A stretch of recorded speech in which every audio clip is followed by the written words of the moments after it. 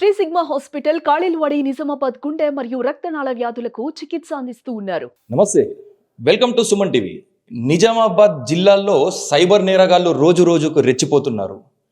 ఏదో ఒక విధంగా పోలీసు సిబ్బంది ఎంతకి అవగాహన సదస్సులు పెట్టి ఎంతకి కూడా చెప్పినా కానీ ఏదో ఒక విధంగా మళ్ళీ కొత్త కొత్త రూపంలో కొన్ని తీసుకొచ్చి ప్రజలను బురిడి కొట్టిస్తున్నారు.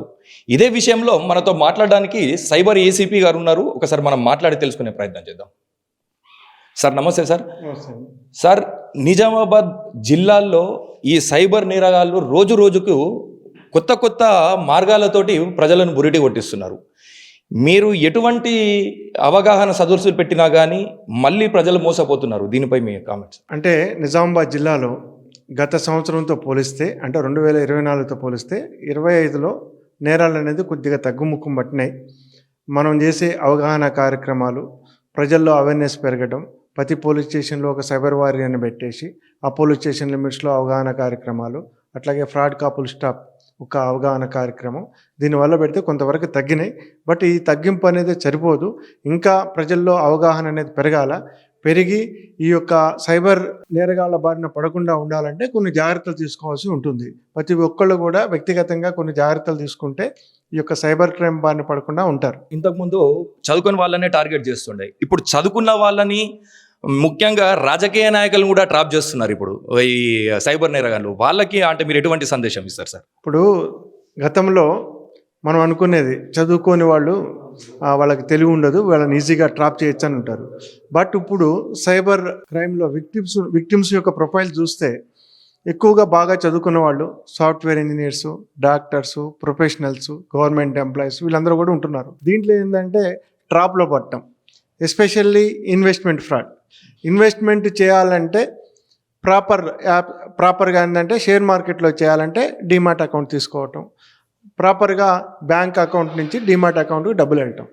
అది కాకుండా వీళ్ళు ఈ యొక్క ఫ్రాడ్స్టర్స్ ఒక లింక్ పంపిస్తే ఆ లింక్లో రిజిస్టర్ చేసుకోవటం, వాళ్ళు చెప్పిన డిఫరెంట్ అకౌంట్స్కి అమౌంట్ అమాయకంగా పంపించేస్తున్నారు. ఫర్ ఎగ్జాంపుల్, చేపలను పట్టాలంటే వేటగాడు ఏం చేస్తాడంటే ఒక ఎరేసి చేపలను పడతాడు. అట్లానే వీళ్ళని ట్రాప్ చేయాలంటే సైబర్ క్రిమినల్స్ ఏం చేస్తారంటే ఫస్ట్ చిన్న అమౌంట్స్ ఇన్వెస్ట్మెంట్ చేయగానే 10,000, 5,000, 20,000 అట్లా ఇన్వెస్ట్ చేయగానే వీళ్ళకి విత్ ఇన్ షార్ట్ టైంలో డబల్, త్రిబుల్ లాభం చూపిస్తారు. ఈ లాభాలు బాగా వస్తున్నాయి అని చెప్పేసి ఆ ట్రాప్లో పడిపోయి వీళ్ళు వేలుల్లోంచి లక్షల్లోంచి కోట్లు పెట్టి తర్వాత ఆ డబ్బులన్నీ కోల్పోయిన తర్వాత లాస్ట్కి పోలీసులు కానీ లేదా సైబర్ క్రైమ్ ఎక్స్పర్ట్స్ని కానీ అప్రోచ్ అవుతున్నారు. దీనికి నేను ఒకటే రిక్వెస్ట్ చేస్తూ ఉన్నాను ప్రజలందరికీ కూడా, డబ్బులు ఇన్వెస్ట్ చేసే ముందు ఒకసారి ఆలోచించేయండి, పక్కన వాళ్ళతో డిస్కస్ చేయండి. ఫైనాన్షియల్ ఎక్స్పర్ట్స్ ఉన్నారు, బ్యాంకింగ్కి అడగండి, బ్యాంకు వాళ్ళని అడగండి, లేదా అఫీషియల్ సైట్స్లో మాత్రమే మీరు ఇన్వెస్ట్ చేయండి. ఇప్పుడు ఏమైపోతున్నా సార్, ఎవరన్నా మోసపోతే ఎవరికన్నా చెప్పుకుంటే పరువు పోతుంది అని చెప్పేసి కూడా చాలా మంది కూడా ఎవరికి చెప్పుకోకుండా లోపల దాచుకుంటున్నారు. కానీ అది రోజు రోజుకి వాళ్ళకి దాన్నే చనువుగా తీసుకొని ఇంకా రోజుకు పెరిగిపోతున్నాయి. ఇప్పుడు మీరు వాళ్ళకి ఏం చెప్పగలుగుతారు సార్? ఇప్పుడు సైబర్ క్రైమ్ బారిన పడిన తర్వాత దాచుకోవాల్సిన అవసరం లేదు. ఇప్పుడు మూడో కంటికి తెలియకుండా 1930 కంప్లైంట్ చేయొచ్చు, లేదా cybercrime.gov.in వెబ్సైట్లో కూడా కంప్లైంట్ చేయొచ్చు.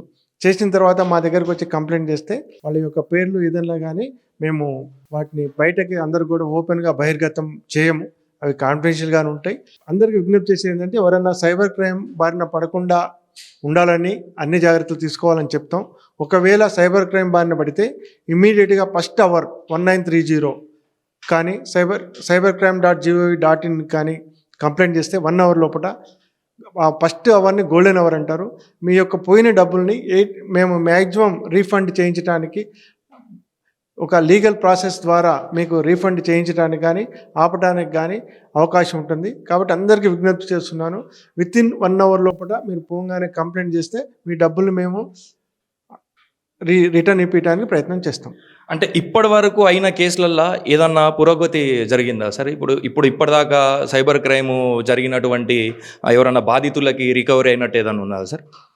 చూడండి, లాస్ట్ ఇయర్ మా దగ్గర 53 సైబర్ క్రైమ్ కేసెస్ మనకి మా సైబర్ క్రైమ్ పోలీస్ స్టేషన్లో రిజిస్టర్ అయినాయి.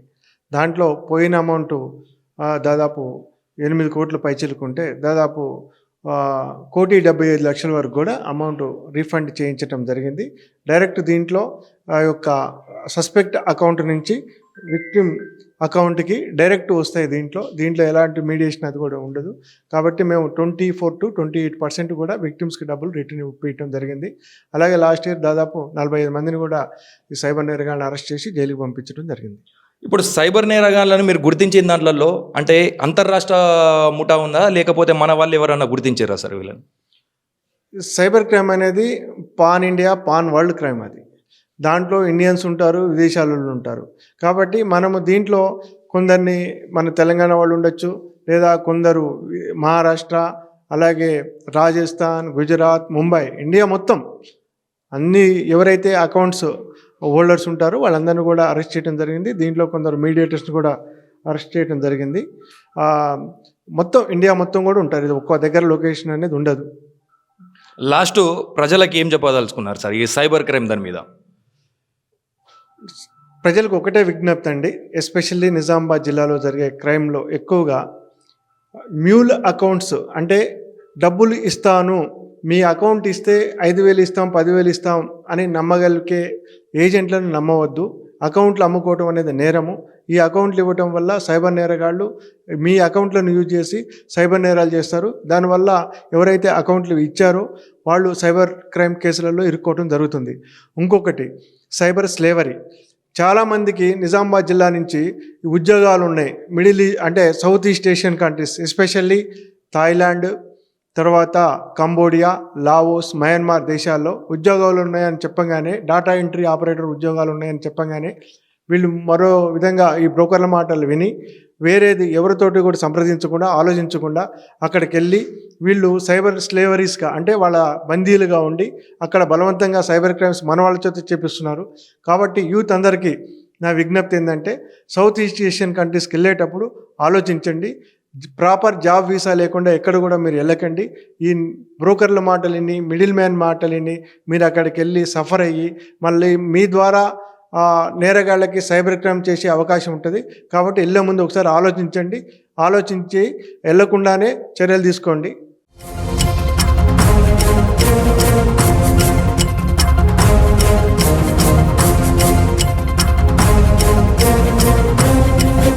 మొత్తానికైతే సైబర్ నేరగాళ్ళు రోజు రోజుకి విచ్చలవిడిగా రెచ్చిపోతున్నారు. ఇక సైబర్ నేరగాళ్ళ బారిన పడవద్దు అని, ఎటువంటి యాప్స్ను కూడా డౌన్లోడ్ చేయొద్దని, ఎటువంటి విదేశాలకు ఉద్యోగాలకు పంపిస్తానంటే కూడా అటువంటి వాటిలో మోసపోవద్దని చెప్పేసి కూడా మనకు ఏసీపీ గారు చెప్పడం జరిగింది. ఒకవేళ సైబర్ బారిన పడితే టోల్ ఫ్రీ నంబర్కి కూడా ఫోన్ చేసి ఇంటిమేషన్ ఇవ్వాలని చెప్పేసి కూడా చెప్తున్నారు. సైబర్ నేరగాళ్ళ బారిన పడితే చెప్పుకోవడానికి పరువు పోతుందని ఆలోచించకుండా, అలా ఆలోచిస్తే వాళ్ళకి ఇదే చనువుగా తీసుకొని ఇంకా రోజు రోజుకి కూడా ఇటువంటి ఆగడాలు పెరిగిపోతాయి అని చెప్పేసి కూడా ఏసీపీ గారు చెప్పడం జరిగింది. ఒకవేళ సైబర్ నేరగాళ్ళ బారిన పడితే టోల్ ఫ్రీ నంబర్లకి కాల్ చేసి కూడా ఇంటిమేషన్ ఇవ్వాలని చెప్పేసి కూడా మనకు చెప్పడం జరిగింది.